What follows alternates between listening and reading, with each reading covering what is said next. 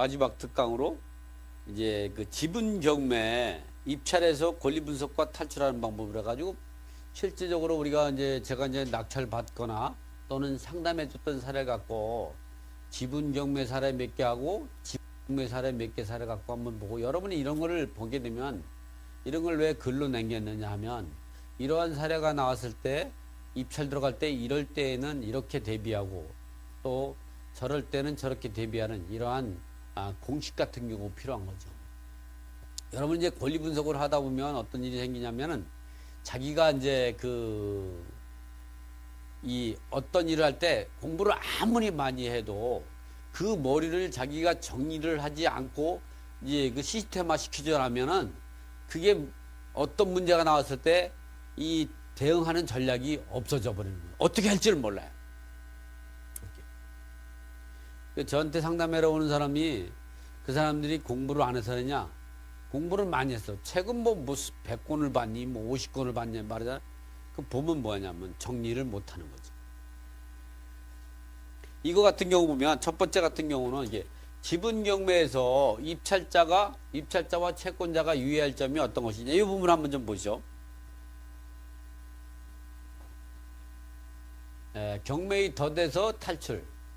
이 공유물이 지분 경매에서 선순위 유사 담보 물권자, 즉 지분 경매인데 이렇게 A가 3분의 1, B가 3분의 1, C가 3분의 1인데 유사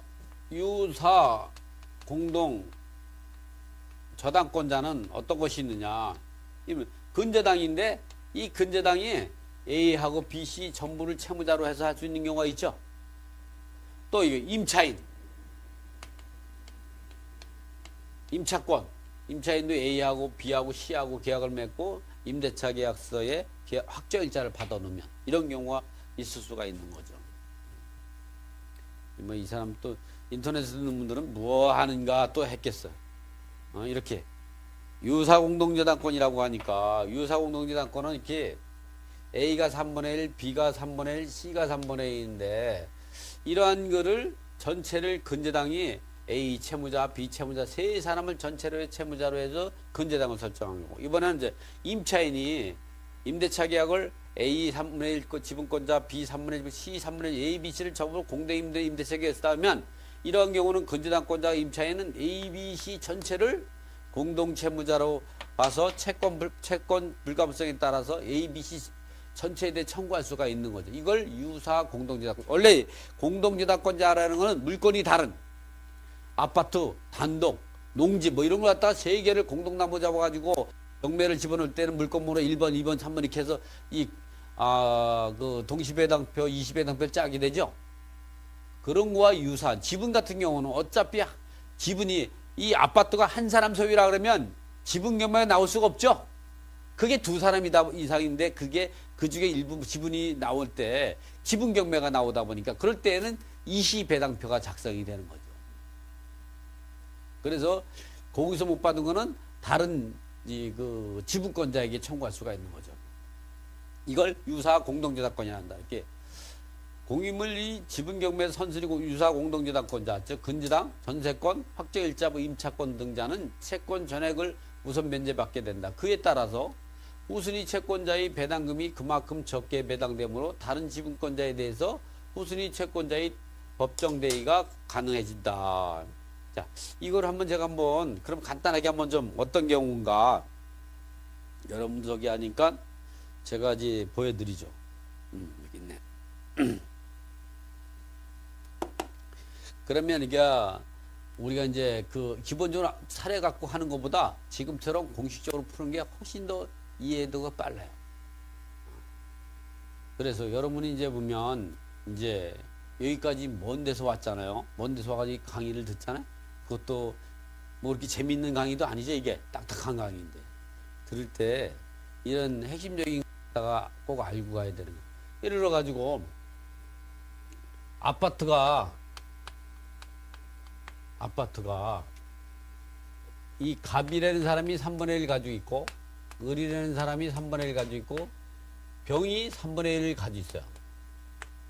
그런데 이 이 3분의 1 지분권자가 이제 세 사람을 공동 저당권자로 설정된 경우가 있어요. 이제 예를 국민은행이 근저당이 갑, 을, 병, 지분 전체를 채무자로 하고 청구. 이런 경우 왜 생기느냐? 이 이전에 아버지가 단독 소유였는데 그 단독 소유일 때에 근저당을 설정했는데 그 아버지가 돌아가시니까 상속 지분 비율대로 그대로 지분 등기가 된 거죠. 그랬을 때도 이렇게 공동저당권자가 돼버리죠. 또 임차인, 임대차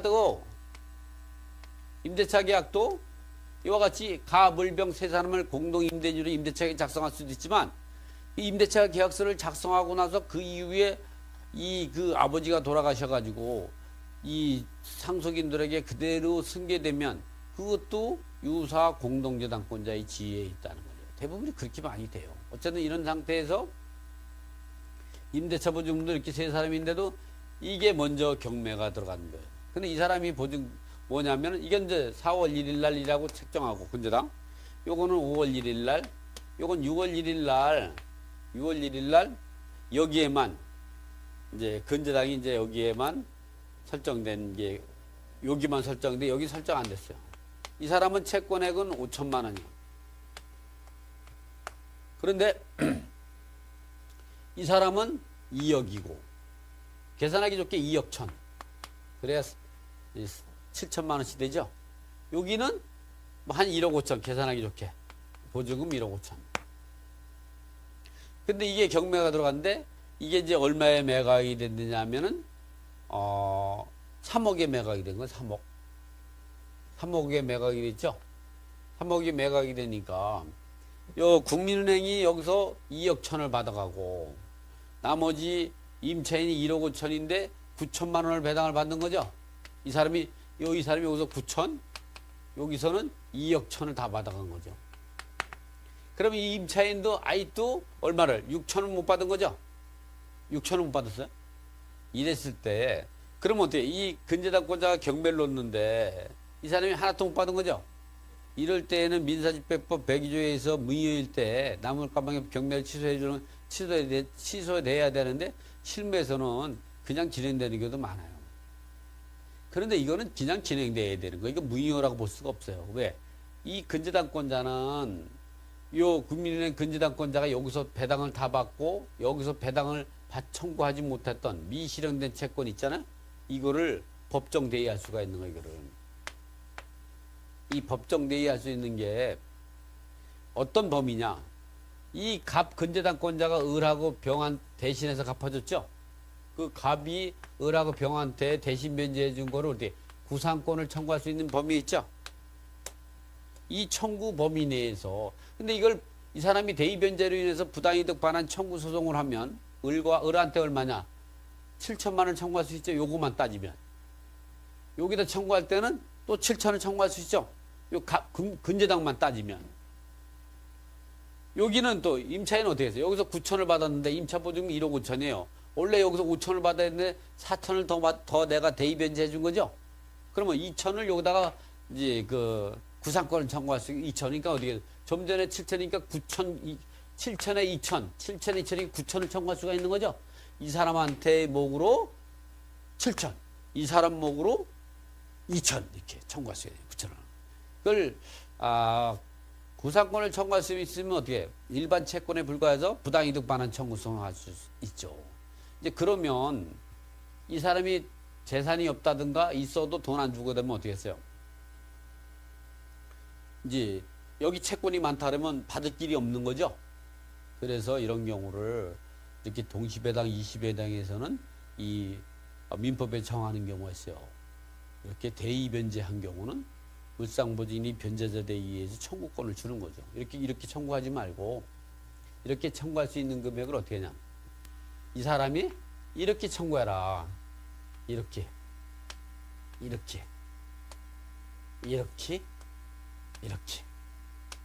여기다가 7천 여기 7천 요거 2천 이렇게 대의해라. 이게 대의를 그냥 하는 게 아니라 대의를 그냥 해라면 싸우죠.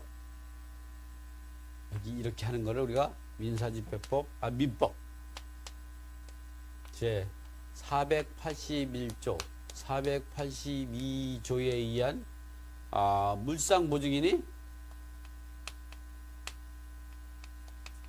변제자 대의가 되는 거죠. 이번에는 이제 그러면 이 사람만 있으면 그럼 후순위 저당권자는 어떻게 되냐? 후순위 저당권자도 법조항이 있어요. 이 근저당권자는 어떻게 돼? 한 푼도 못 받았죠? 이 사람들이 여기서 7천을 받아가 여기서 5천만 받아가면 이제 이게 3억에 매각이 됐다 그러면 돈이 많이 남죠? 이 사람 받고도 누가 남느냐? 여기 3억에 매각이 됐으면 여기서 7천을 받고 여기 5천을 받으면 얼마야? 1억 2천이죠? 그리고 이 사람이 5천을 받으면 1억 7천이죠?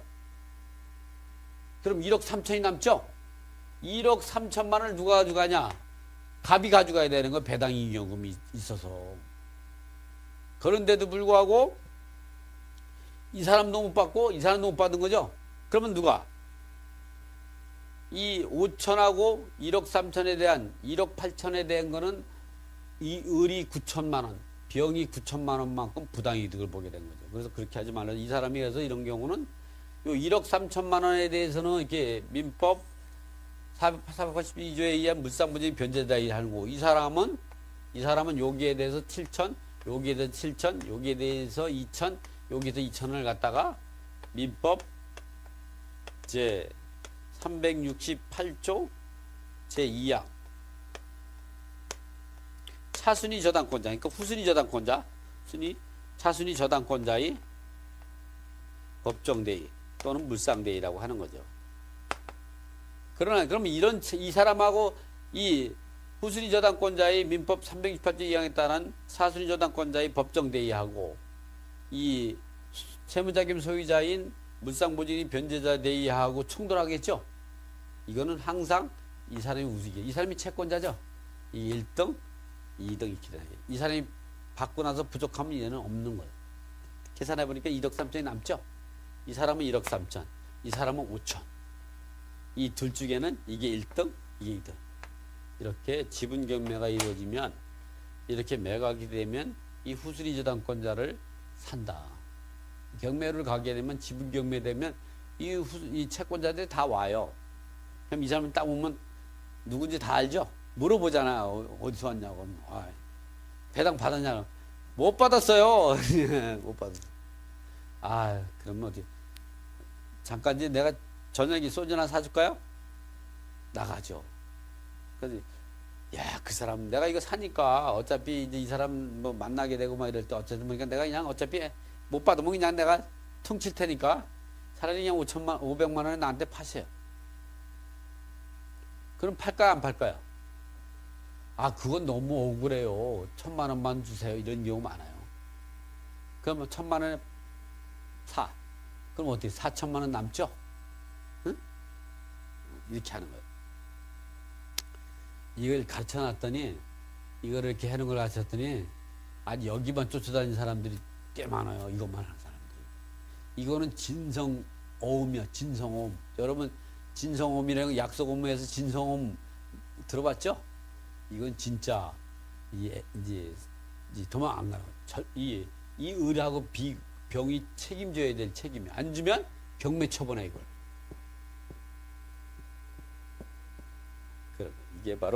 이게 바로 지분 경매에서 MPL이다.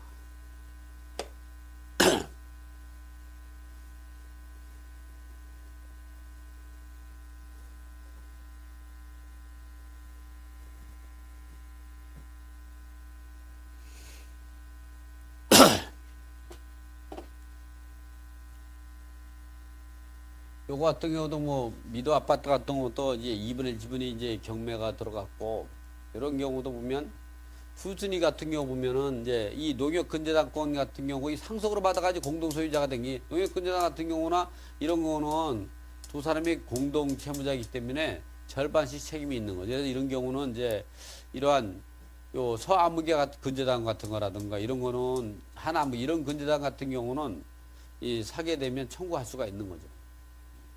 이런 거는 빨리빨리 청구해야 돼요.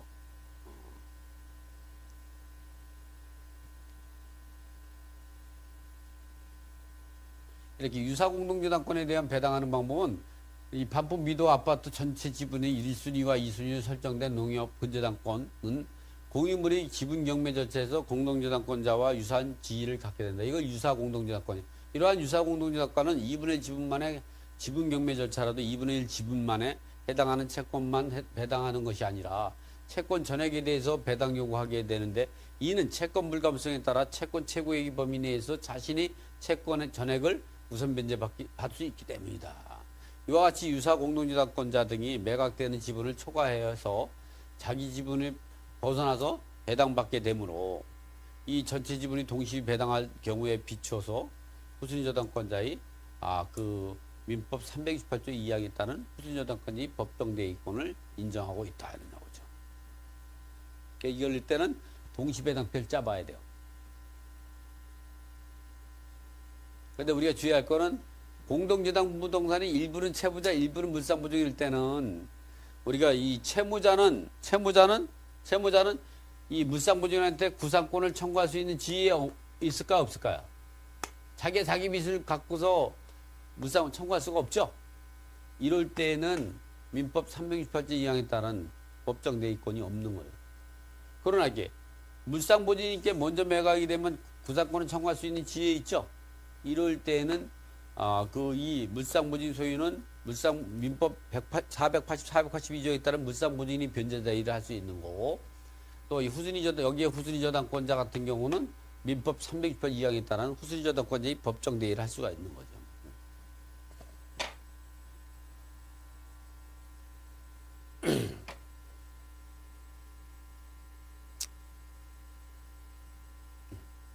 요거 같은 경우 보면, 요거는 여러분이 조심해야 되는 게 뭐냐면, 그 다가주택이 공유물이라면 임대차 계약은 과반으로 결정하게 되는데, 그때 임대인 지분이 경매가 되면 낙찰자는 임대인의 지를 그대로 승계하게 되므로 대항력 있는 임차인이 임차보증금을 전액 또는 미배당금을 인수하게 된다.